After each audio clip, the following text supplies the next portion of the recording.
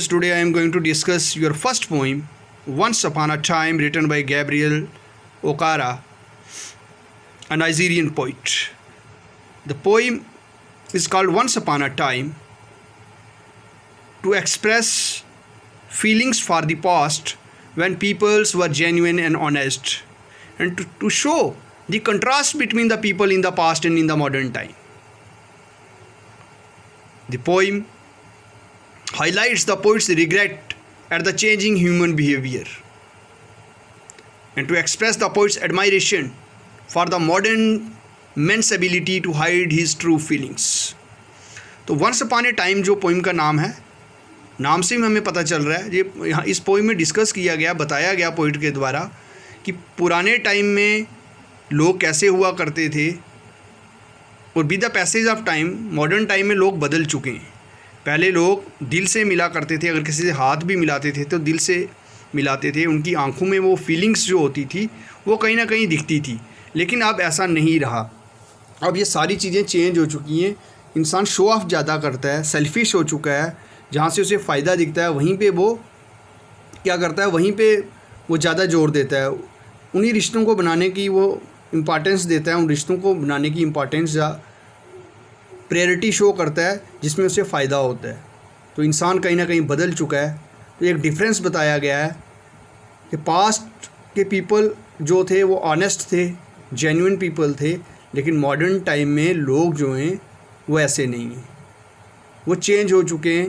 तो पूरे first stanza से लेके लास्ट तक आपको इस पोइम में यही दिखेगा। Now start the poem, now listen to the poem. Once upon a time sun they used to laugh with their hearts and laugh with their eyes, but now they only laugh with their teeth, while their eyes block, cold eyes search behind my shadows. So these are the opening lines of the poem.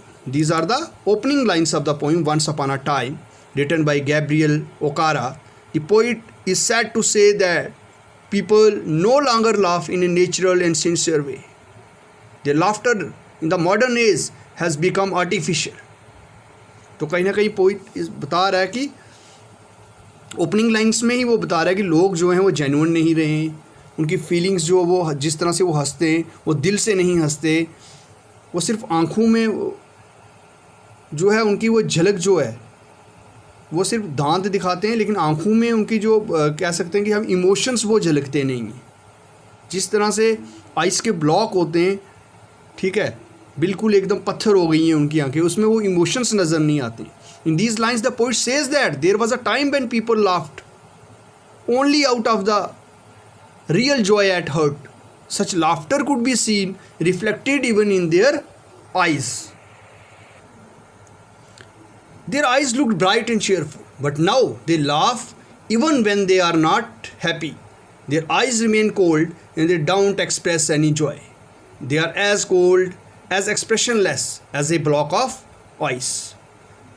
तो यहाँ पे वो अपने बेटे को बता रहा है कि एक टाइम ऐसा होता था, लोग दिल से हंसते थे, उनकी आँखों में वो इमोशंस जो थे वो झलकते थे। आजकल लोग सिर्फ उनके दांत दिखते हैं कि वो हंस रहे हैं, अदरवाइज़ ना ही वो इमोशंस उनकी आँखों में दिखते हैं। उनकी आँखें कैसी हैं, जैसे एक्सप्रेशनलेस आँखें उनकी हैं, जैसे ब्लॉक ऑफ आइस होते हैं। ठीक है, अब नेक्स्ट हम सेकेंड स्टेंजा देखेंगे इसका। There was a time Indeed they used to shake hands with their hertz, but that's gone sun. Now they shake hands without hertz, while their left hands search my empty pockets. There was a time indeed they used to shake hands with their hurts, but that's gone, son. Now they shake hands without hurts, while their left hands search my empty pockets. In these lines, the poet tells his son that in the past people shake hands with others out of friendship and good feelings. People were genuine and honest. Now that is changed. People shake hands with one hand and with the other they try to rob the pockets of the other person. The poet expresses his nostalgic feelings for the past. कि लोग जो हैं पहले जो हाथ मिलाते थे तो दिल से मिलाते थे, अब मतलब के लिए मिलाते हैं। अगर वो हाथ भी मिलाते तो उसमें उनका मतलब छिपा होता है, उसके बिना वो हाथ भी नहीं मिलाते हैं। तो इतनी चेंजेस आ गई हुई हैं मॉडर्न मैन में, और जो एंशियंट टाइम में जो आदमी होता था, जो पुराने टाइम में जो लोग हुआ करते थे। Feel at home, come again, they say, and when I come again and feel at home once, twice, there will be no thrice, for then I find the doors shut on me. In these lines, the poet tells his son that in the past people were very hospitable. They used to give a warm welcome to their guests. Now there is a change in their behavior. Now people welcome their guests, ask them, say them to feel at home. When the guest leaves, they invite him to come again. But if the guest comes again, the guest may be entertained once or twice. After that, he is no more welcomed. The doors of the host are shut on the guest, on that guest forever. People become inhospitable towards their guest. The poet regrets that there is a lot of change in the behavior of people towards their guests. People are not honest at all. तो कहता है कि feel at home come again. अगर आपके घर भी कोई आता है तो आजकल लोग क्या करते हैं, कहते हैं कि अपना ही घर समझिए, वापस आइए। जब वही गेस्ट एक दो बार आता है तो कहीं ना कहीं वो इंसान तंग पड़ जाता है और उसको कहता है, तो जब वो वापस आता है तो कहीं ना कहीं दरवाजे उसके बंद मिलते हैं आगे से, तो वो नहीं चाहता कि वापस उसके घर कोई आए। तो लेकिन पुराने टाइम में ऐसा नहीं होता था, लोग ऑनेस्ट थे। अगर वो किसी को बुलाते थे कि वापस आइएगा तो वो दिल से बुलाते थे। अगर वो आदमी बार बार भी आता था तो उसका उसी तरह से वापस हर बार वेलकम करते थे। लेकिन मॉडर्न टाइम में वो अपने बेटे से कहता है कि ऐसा नहीं है, लोग फेक, उनकी फीलिंग्स फेक हैं। अगर वो कुछ कहते हैं तो कहीं ना कहीं वो दिल से ये बात नहीं कहते हैं। ठीक है। So I have learned many things son, I have learn to wear many faces like dresses, home face, office face, street face, host face, cocktail face, with all their conforming smiles like a fixed portrait smile. So I have learned many things. In these lines, the poet tells his son that he has learned many things from this changed situation. He has learned to change the expression on his face. He has different face expressions at home, in the office, in the street, as a host and as a guest. He has also a fixed smile suiting the occasion and situation. So कहीं ना कहीं poet ये कह रहा है कि time के साथ वो भी बदल गया है। घर में कैसे रहना है, कैसे बिहेव करना है, कितना स्माइल करना है, ऑफिस में कैसे रहना है, बाहर अगर आप जाते हो तो वहाँ कैसे आपको लोगों के बीच में रहना है। तो हर ओकेज़न के लिए वो कहता है उसकी स्माइल अलग होती है और उसके चेहरे अलग होते हैं। ऑफिस में वो अलग तरह से बात करता है, एक अलग स्माइल से पेश आता है। तो कहीं ना कहीं वो बार बार बता रहा है कि इंसान जो है वो जो भी करता है वो दिखावे के लिए करता है। हर ओकेज़न के लिए उसने अपने आप को बदल लिया है। उसके एक्सप्रेशन जो है on his face, he has learn to change the expression on his face. He has different face expressions at home, in the office, in the street, as a host and as a guest. तो कहीं ना कहीं वो सभी के लिए वो change हो चुका है। कहता है कि वो अपने बेटे से कहता है कि उसने भी ये सारी चीज़ें अब सीख ली हैं with the change situation. Next कहता है, and I have learn to laugh with only my teeth and shake hands without my heart. I have also learned to say goodbye when I mean good riddance, to say glad to meet you without being glad, to say it's been nice talking to you after being bored. In these lines, the poet explains to his son that he too has learned to laugh without being happy and to shake hands without any warmth of feeling. He can say goodbye to a person whom he has not liked to be with. He says glad to meet you without being glad, and it has been nice talking to you without enjoying the talk. तो कहीं ना कहीं वो कहता है कि बेटे को वो कह रहा है कि आई हैव लर्नड, कि मैंने सीख लिया है बिना दिल से हंसे हुए कैसे हंसा जाता है। बाहर सिर्फ फेस से वो एक्सप्रेशन से ही शो करना, लेकिन दिल से अगर वो नहीं भी हंसना चाहता है तो वो जा किसी से हाथ मिलाना, and shake hands without my hurt, अगर मन नहीं भी करता किसी से हाथ मिलाने का फिर भी मिला रहे हो, ठीक है नहीं। Good by when I mean good riddance, तो आप किसी को बोलते हो गुड बाय, उसको गुड बाय कर रहे हो, बड़ी हंस के आप कर रहे हो, तो दिल से चाहते हो कि कब जान छूटे ये इंसान यहाँ से चले जाए।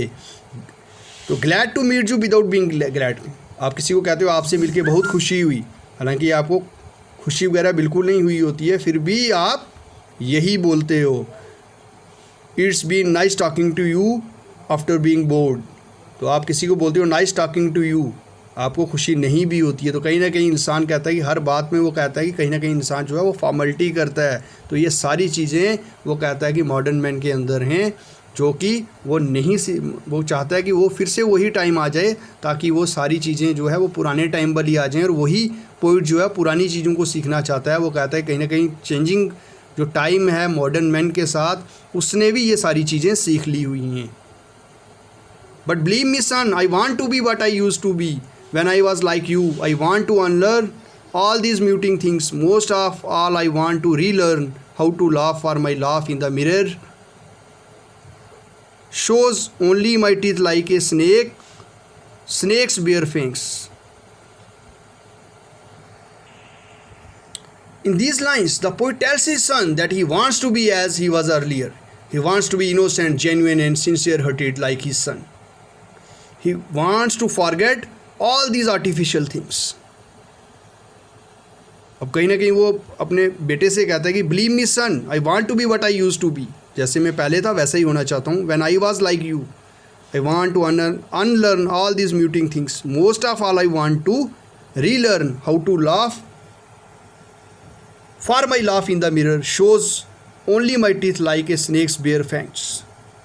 तो कहीं ना कहीं वो कहता है कि उसका हंसना जो है वो भी जेन्युइन नहीं है, उसमें भी कहीं ना कहीं उसको फेकनेस दिखती है।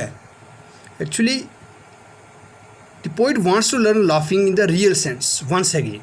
Now when he looks at himself laughing in the mirror, his teeth look like the poisonous teeth of a snake. Modern man are like a fake person.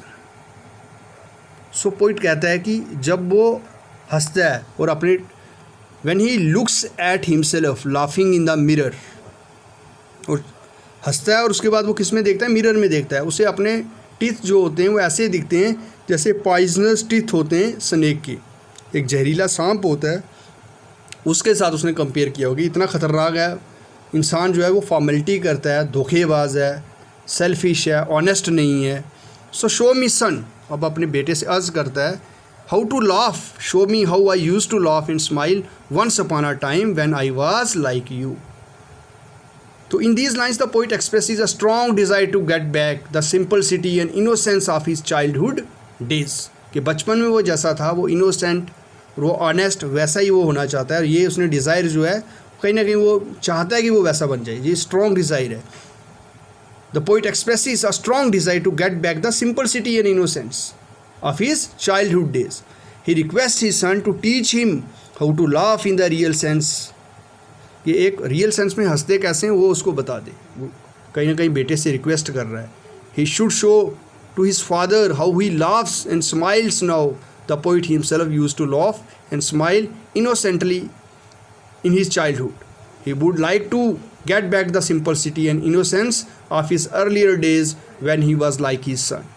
तो कहीं ना कहीं वो सारी चीज़ें सीखना चाहता है जब वो अपने बचपन में था, जैसे वो हंसा करता था, और अपने बेटे से वो सारी रियल चीज़ें, इस फेकनेस से कहीं ना कहीं पोइट जो है वो तंग आ चुका है।